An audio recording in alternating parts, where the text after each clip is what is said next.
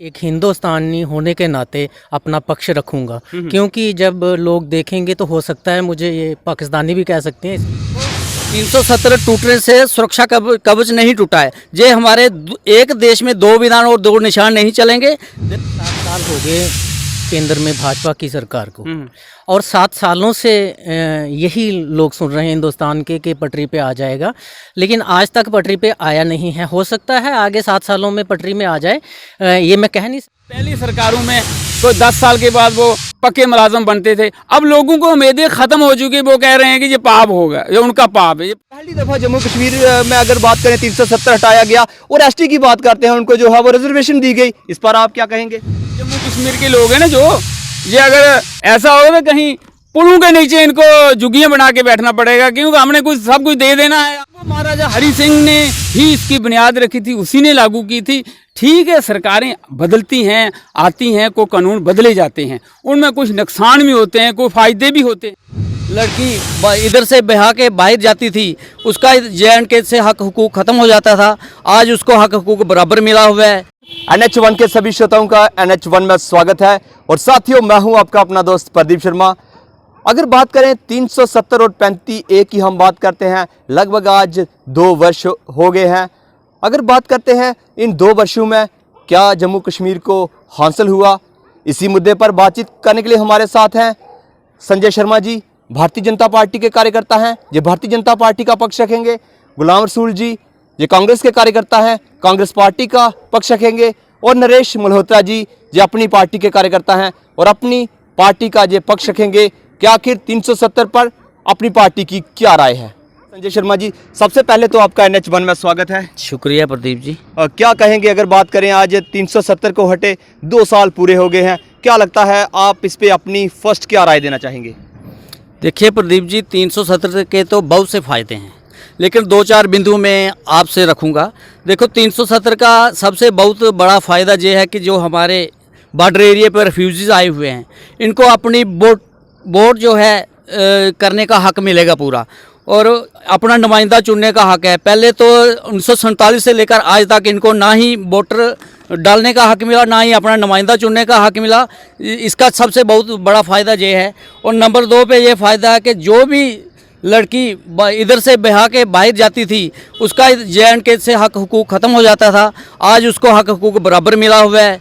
तीसरा, देखो, जम्मू कश्मीर श्रीनगर में पत्थरबाज हैं जो बिल्कुल आज अमन अमान है, पत्थरबाज बिल्कुल बंद हो चुके हैं, कोई पत्थरबाजी नहीं हो रही है। मिलिटेंट का तकरीबन सफाया हो चुका है। बहुत ही अच्छा ये 370 के और भी बहुत से फ़ायदे हैं, जो 3-4 बिंदुओं में मैं आपसे बात रखता हूँ। बिल्कुल, जो संजय शर्मा जी हैं भारतीय जनता पार्टी का पक्ष यहाँ पे रख रहे हैं, और गुलाम रसूल जी हैं, सबसे पहले तो आपका स्वागत है। और आपकी क्या राय है 370? प्रदीप जी, आपका बहुत बहुत शुक्रिया।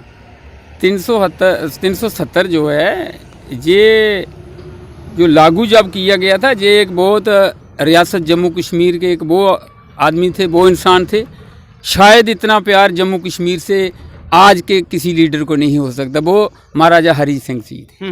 उन्होंने जब इसको 370 को लागू किया था, उनको वो सोच समझ कर किया था, उनको अपनी जनता के पक्ष में किया था, जम्मू कश्मीर के लोगों के पक्ष में किया था। चाहे वो कश्मीर के लोग हों, चाहे वो जम्मू के लोग हों, चाहे वो लद्दाख के लोग हों।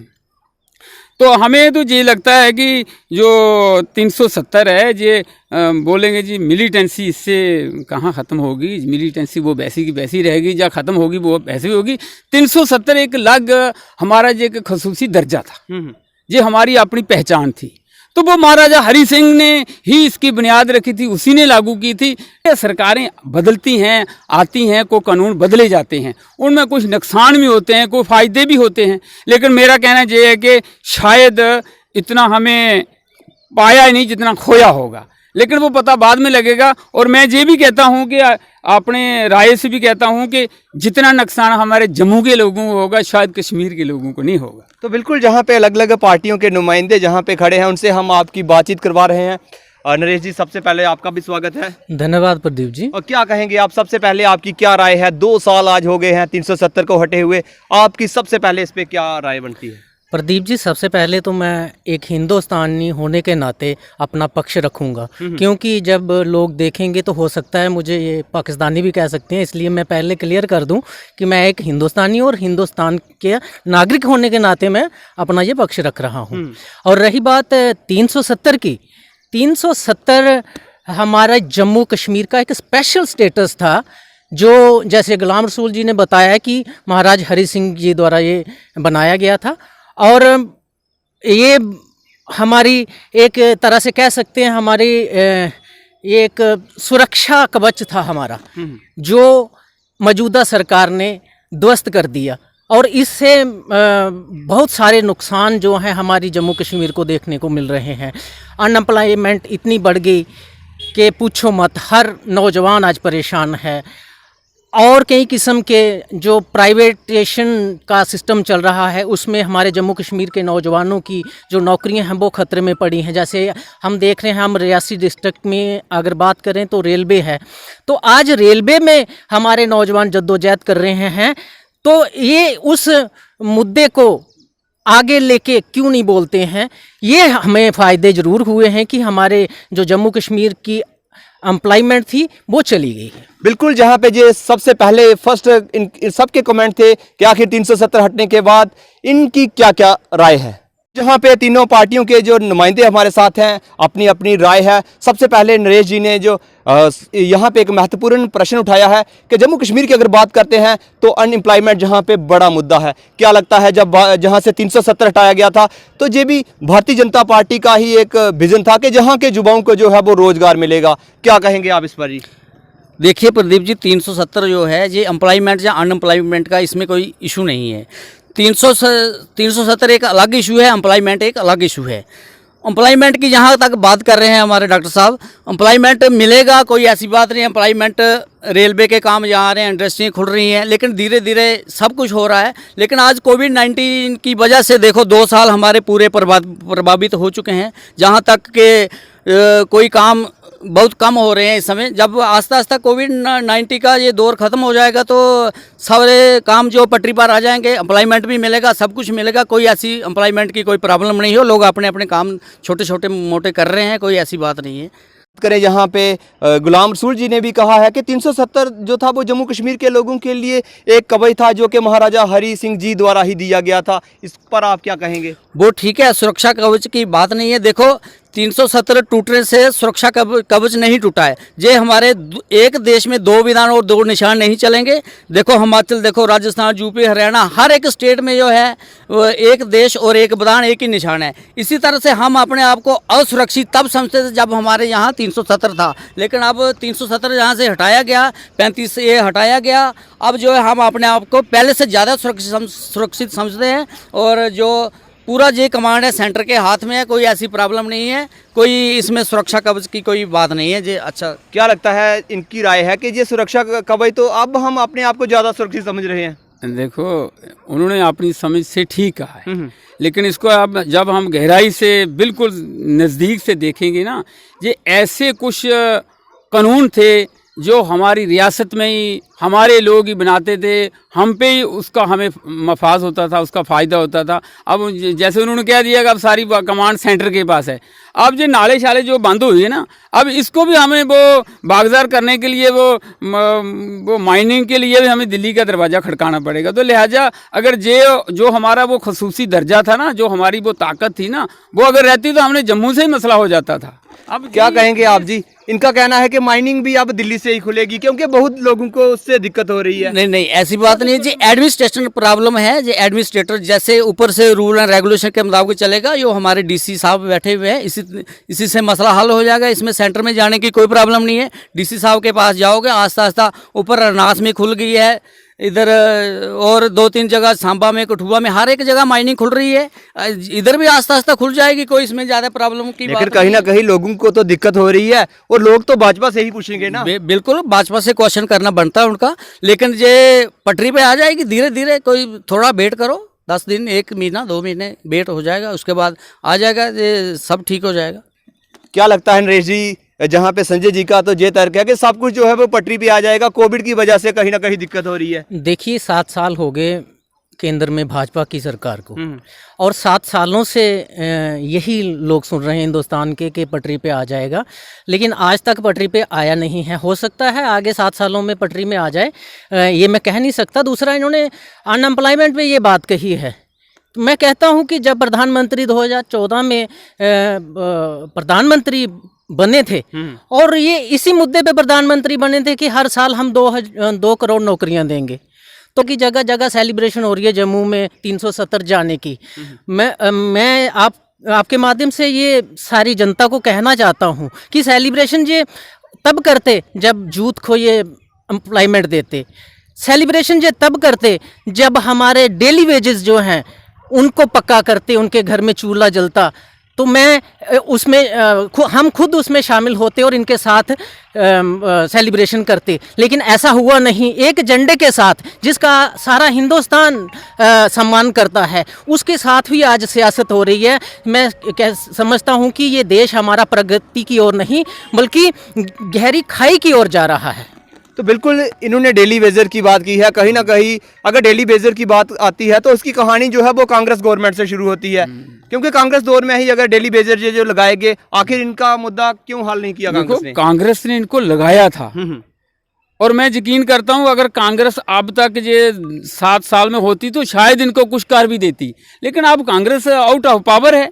अब देखिए, अगर बात करें ये लोग जो हैं लगभग 15-20 सालों से ये लोग जो हैं वो अपने डेली वेजर्स की सर्विस दे रहे हैं, और लगातार जितना एक परमानेंट एम्प्लॉयड काम करता है उतना कर रहे हैं। आखिर कब इनका देखो, मैं आपको इधर ऐसी मिसालें मिलेंगी कि कांग्रेस की सरकारें जब रहीं तो कहीं उन्होंने जंगलात में डेली वेजर लगाए थे, आज वो पक्के गार्ड आपके सामने हैं। कहीं आप एक बात ये भी समझिए ना, क्योंकि डॉक्टर जितेंद्र सिंह जी खुद कह चुके हैं पहली सरकारों में कोई 10 साल के बाद वो पक्के मुलाजम बनते थे। अब लोगों को उम्मीदें खत्म हो चुकी, वो कह रहे हैं कि ये पाप होगा, ये उनका पाप है। ये पाप नहीं, उनका अच्छा कर्म था, लेकिन अब उनके हाथ में है नहीं कुछ। जब आएगा तो देख लेना, हो जाएगा, तब्दीली हो जाएगी। क्या कहेंगे जी इनके आप पर क्या राय देंगे आप? इन पे साफ राय है कि 17 साल से इन्होंने जो गदर डाला था देश में, जो गंद डाला था, जो देखा उसको भी लगा दिया। ना कोई फार्म है, ना कोई एडवर्टाइजमेंट है, ऐसे ही पकड़ के लगा दिया। उसका बेचारे का क्या बनेगा? ये तो इन्होंने खुद पाप किया, अब भुगत रहे हैं। ये पीछे देखो सफाया हो गया पूरे देश में, अब आगे देखो आ रही इलेक्शन का क्या बनेगा। इधर हमने इलेक्शन करवाई, डीडीसी देखो, बीडीसी देखो, सब इलेक्शन का आई, सब जगह में कांग्रेस का क्या हाल हो रहा है। ये सब जनता देख रही है और जनता जवाब देगी। मैदान में आने वाला टाइम है, अभी सब साफ हो जाएगा।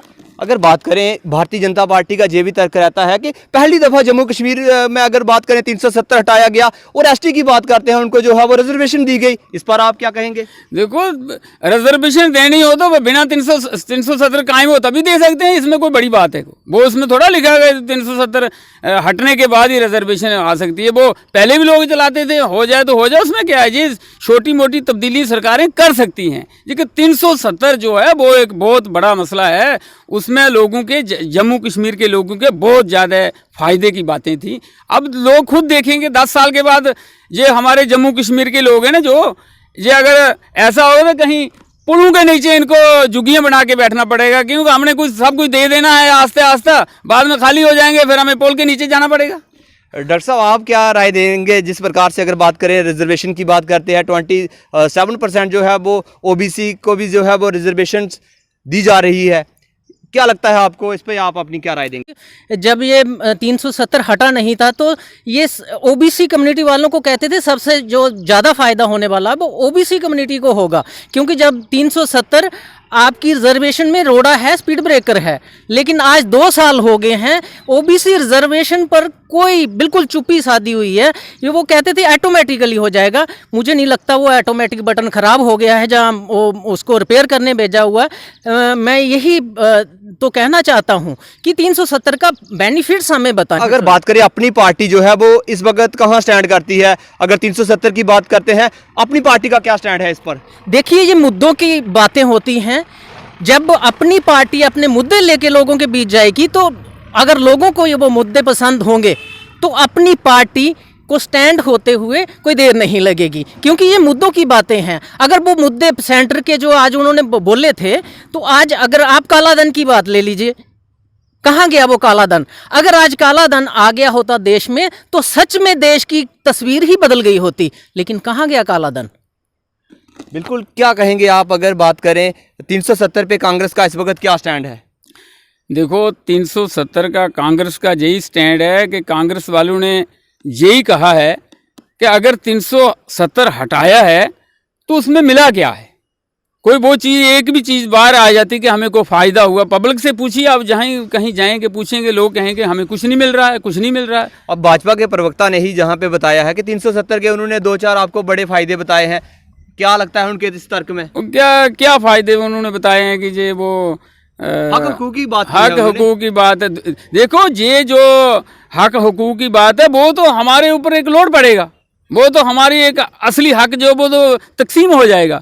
अगर हम कहेंगे हम हिमाचल या पंजाब, चंडीगढ़ या दिल्ली के साथ मुकाबला करके हम थोड़ा अपने आप को स्टैंड कर सकते हैं। ये तो हमारे लिए एक खसूसी था, हमारी ज़मीन, हमारा इलाका, हमारे राइट जो हैं हम ही लेंगे। अब खुला हो गया तो फिर हमें भुगतना पड़ेगा, भुगतेंगे 10 साल के बाद और देख लेना, खुद बोलेंगे। क्या लगता है कांग्रेस के यहाँ पे बोल रहे हैं कि ये भुगतना पड़ेगा? ये बिल्कुल गलत बात है इनकी, कोई भुगतना नहीं पड़ेगा। देखो जो तर्क हमने बताया इनको कि जो रिफ्यूजीज हैं, जो बाहर से इधर आके हर शंप पुलाए वाले पूरे सेक्टर में बैठे हुए, उनको क्या हक दिया था इन्होंने 17 साल में? बताइए, पहले इसका जवाब दीजिए कि 17 साल में उनको वोट डालने का हक नहीं था, उनको अपनी नुमाइंदा चुनने का हक नहीं था। जी कांग्रेस की कारकर्दगी थी 17 सालों की। क्या कहेंगे जी आप इस पर? वो ये सियासी बातें होती है, एक तबके को कहना है उसको ज़्यादा फायदा होगा, एक 10% फायदा होगा, 90% नुकसान हो रहा है। सिर्फ रिफ्यूजी थोड़े देखने जो पहले इधर हैं उनका क्या बनेगा, जो इसका किसी को कोई नुकसान। आज हमने 370 के ऊपर जहाँ पे डिबेट रखी थी, तीनों पार्टियों के जहाँ पे कार्यकर्ता मौजूद थे, इन्होंने भी अपनी अपनी राय दी है। हम भी सभी से कहेंगे कि इस पूरे मुद्दे के ऊपर आप भी अपनी राय जो है वो जरूर रखें कि आखिर 370 और 35 हटने के बाद जम्मू कश्मीर को क्या हासिल हुआ।